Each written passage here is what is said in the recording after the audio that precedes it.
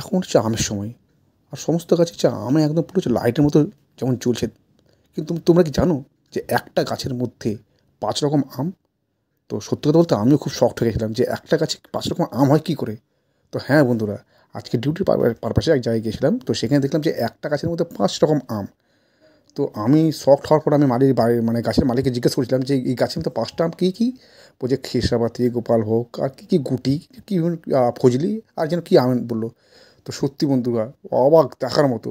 তো আমি তো ১ম দেখলাম আমার লাইফে এবং তার মধ্য দিয়ে একটা ছোট্ট ভিডিও বানিয়ে নিলাম। তোমরাও দেখো, তোমরাও নিজেরা অবাক হয়ে যাবে যারা দেখোনি। কিন্তু আমার লাইফে ফার্স্ট টাইম দেখা এটা।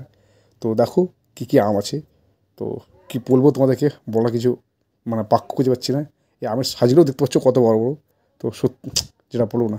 তো দেখো, ভালো লাগবে অবশ্যই এবং কী, কী আম আছে তোমরাও নিজেরা বলো যে এখানে কী, কী আম আছে। আর পারলে এসে দেখে যেও, খুব ভালো আর খুব সাইজ বড়, বড় আম।